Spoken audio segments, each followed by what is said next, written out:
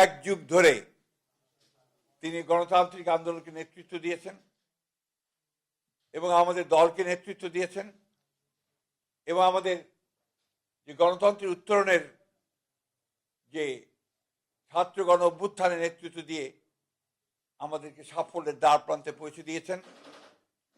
আমাদের সেই সংগ্রামী নেতা, এই দেশের গণমানুষের অত্যন্ত প্রিয় মানুষ জনাব তারেক রহমান, আমাদের দলের ভারপ্রাপ্ত চেয়ারম্যান, তিনি আগামী 25শে ডিসেম্বর, আমি আবার রিপিট করছি যে আগামী 25শে ডিসেম্বর তিনি ঢাকার মাটিতে আমাদের মাঝে এসে পৌঁছবেন।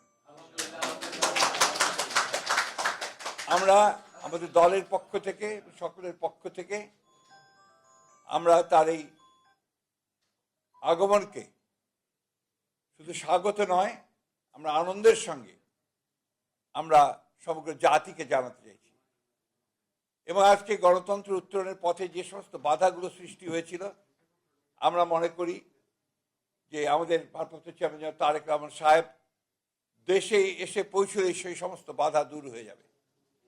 তারপর জানেন যে একটা বৈঠক লন্ডনে যেটা আপনার সংগঠিত হয়েছিল, আমাদের ভারপ্রাপ্ত চেয়ারম্যান এবং বর্তমান প্রধান উপদেষ্টা লন্ডনে যে সভাটি হয়েছিল, সেই সভায় সিদ্ধান্ত হয়েছিল যে ফেব্রুয়ারির মাসের মধ্যবর্তী সময় নির্বাচন অনুষ্ঠিত হবে।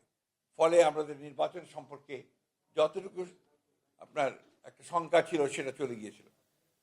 এবং গতকাল নির্বাচনের তফসিল ঘোষণার মধ্য দিয়ে নির্বাচনের যে রেল চলতে শুরু করেছে, যে সারা দেশের মানুষের মধ্যে যে একটা আশা প্রত্যাশা সৃষ্টি হয়েছে, সেটা বাস্তবায়িত হতে চলেছে।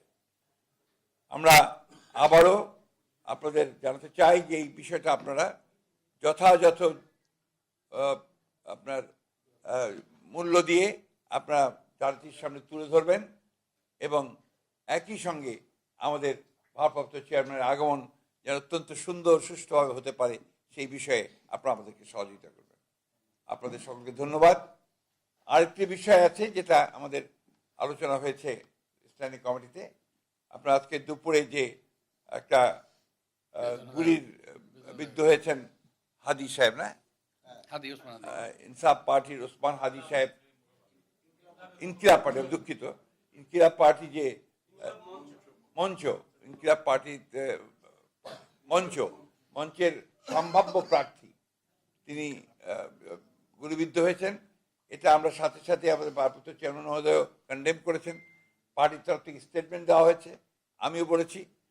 আমরা এটাকে সাথে সাথে নিন্দা জানিয়েছি এবং অতি দ্রুত